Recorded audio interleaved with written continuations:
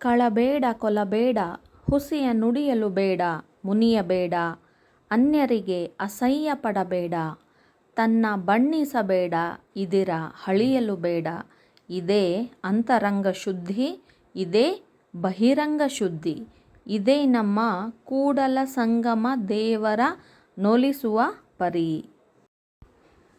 ನೀರ ಕಂಡಲ್ಲಿ ಮುಳುಗುವರಯ್ಯ ಮರನ ಕಂಡಲ್ಲಿ ಸುತ್ತುವರಯ್ಯ ಬತ್ತುವ ಜಲವ ಒಣಗುವ ಮರನ ಮೆಚ್ಚಿದವರು ನಿಮ್ಮನೆತ್ತಬಲ್ಲರು ಕೂಡಲ ಸಂಗಮ ದೇವ.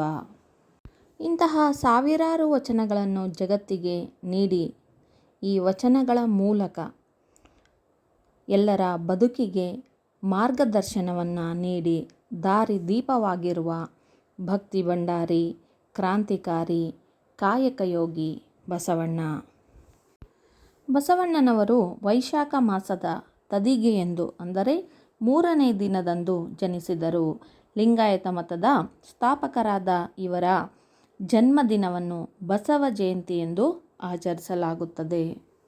ಬಸವಣ್ಣನವರು ತಮ್ಮ ಚಿಕ್ಕ ವಯಸ್ಸಿನಲ್ಲಿಯೇ ಬಾಲ್ಯದಲ್ಲಿಯೇ ಕೂಡಲ ಸಂಗಮಕ್ಕೆ ಬಂದು ಈಶಾನ್ಯ ಗುರುಗಳೆಂದು ಖ್ಯಾತವಾಗಿರುವ ಪರಮಪೂಜ್ಯ ಜಾತವೇದ ವಿಶ್ವಗುರು ಬಸವಣ್ಣನವರು 12ನೇ ಶತಮಾನದ ಮಧ್ಯಭಾಗದಲ್ಲಿ ಬಸವಣ್ಣನವರ ಜಿಲ್ಲೆಯ ಬಾಗೇವಾಡಿಯ ಸಂಗಮದಲ್ಲಿ ಕಳೆದರು. ಇವರ ತಂದೆ ಮಾದರಸ, ತಾಯಿ ಮಾದಲಾಂಬಿಕೆ, ಇವರ ಪತ್ನಿ ಗಂಗಾಂಬಿಕೆ ಬಸವಣ್ಣನವರ ಗುರುಗಳು ಪ್ರಧಾನ ಗುರುಗಳೆಂದು ಖ್ಯಾತರಾಗಿರುವ ಪರಮಪೂಜ್ಯ ಜಾತವೇದ ಮುನಿಗಳು. ಇವರಿಂದ ಬಸವಣ್ಣನವರು ಮಾರ್ಗದರ್ಶನ ಪಡೆದರು. ಬಿಜ್ಜಳ ದೇವನಲ್ಲಿ ಲೆಕ್ಕ ಪರಿಶೋಧಕರಾಗಿ ಕೆಲಸ ಮಾಡ್ತಾ ಇದ್ರು. ನಂತರ ಇವರು ಬಿಜ್ಜಳನ ಆಸ್ಥಾನದಲ್ಲಿ ಮುಖ್ಯಮಂತ್ರಿಯಾಗಿ ಕೆಲಸ ಮಾಡಿದರು, ಕಾರ್ಯನಿರ್ವಹಿಸಿದರು.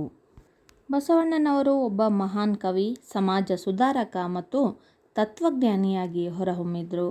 ಇವರು ತಮ್ಮ ಸಾಹಿತ್ಯ, ಕಾವ್ಯ, ವಚನದ ಮೂಲಕ ಸಾಮಾಜಿಕ ಜಾಗೃತಿಯನ್ನು ಮೂಡಿಸಲು ಪ್ರಾರಂಭಿಸಿದರು. ಬಸವಣ್ಣನವರು ನಿತ್ಯ ದಾಸೋಹ ನಡೆಸಿ ಸರ್ವರಿಂದ ದಾನ ಗುಣಿ ಎನಿಸಿಕೊಂಡರು. ಹಾಗೆ ಅನುಭವ ಮಂಟಪವನ್ನು ಸ್ಥಾಪಿಸಿ ಅನುಭವ ಮಂಟಪಕ್ಕೆ ಅಲ್ಲಮಪ್ರಭು ಅವರನ್ನು ಶೂನ್ಯ ಸಿಂಹಾಸನದ ಅಧ್ಯಕ್ಷನನ್ನಾಗಿಸಿದರು. ಅಲ್ಲಮಪ್ರಭು ಅವರು ಹಿರಿಯ ಜ್ಞಾನಿಯಾಗಿದ್ದರೆ ಬಸವಣ್ಣನವರು ಹಿರಿಯ ಭಕ್ತರಾಗಿದ್ದರು. ಈ ಅನುಭವ ಮಂಟಪ ವಿಶ್ವದ ಮೊದಲ ಸಂಸತ್ ಎಂದು ಕರೆಯಲ್ಪಟ್ಟಿದೆ. ಈ ಅನುಭವ ಮಂಟಪ ಮಾನವನ ದುಃಖಗಳಿಗೆ ಎಲ್ಲ ರೀತಿಯ ಪ್ರಾಯೋಗಿಕ ಪರಿಹಾರಗಳನ್ನು ಹೊಂದಿತ್ತು.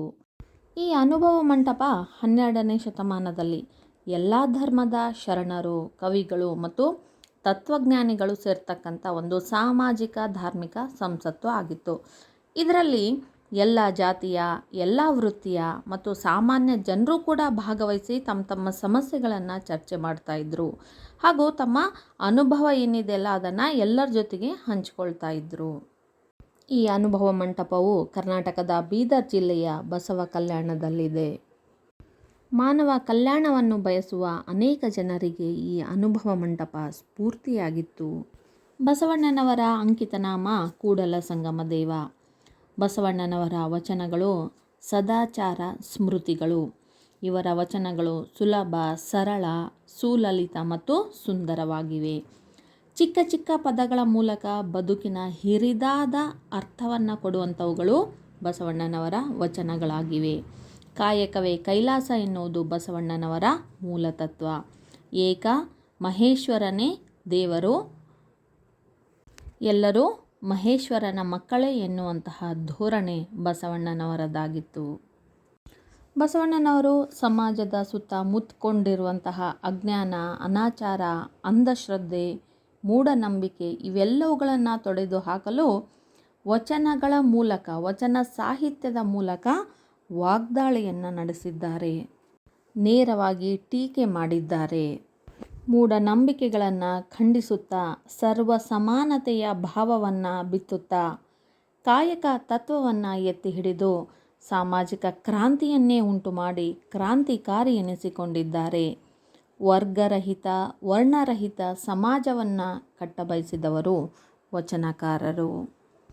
ಇಂತಹ ಕಾಲ ಕಾಲಕ್ಕೂ ಅನ್ವಯಿಸುವ ಬಸವಣ್ಣನವರ ವಚನಗಳು ನಮ್ಮೆಲ್ಲರನ್ನು ಸತ್ಯದ ಮಾರ್ಗದಲ್ಲಿ ನಡೆಸಲಿ. ಅವರ ಆದರ್ಶಗಳು, ತತ್ವಗಳು ದಾರಿದೀಪವಾಗಲಿ. ನುಡಿದರೆ ಮುತ್ತಿನ ಹಾರದಂತಿರಬೇಕು, ನುಡಿದರೆ ಮಾಣಿಕ್ಯದ ದೀಪ್ತಿಯಂತಿರಬೇಕು, ನುಡಿದರೆ ಸ್ಫಟಿಕದ ಸಲಾಕೆಯಂತಿರಬೇಕು, ನುಡಿದರೆ ಲಿಂಗ ಮೆಚ್ಚಿ ಅಹುದಹುದೆನ್ನಬೇಕು, ನುಡಿಯೊಳಗಾಗಿ ನಡೆಯದಿದ್ದಡೆ ಕೂಡಲ ಸಂಗಮ ದೇವನ್ ಎಂತೊಲಿವನಯ್ಯ. ಎಲ್ಲರಿಗೂ ಬಸವ ಜಯಂತಿಯ ಶುಭಾಶಯಗಳು.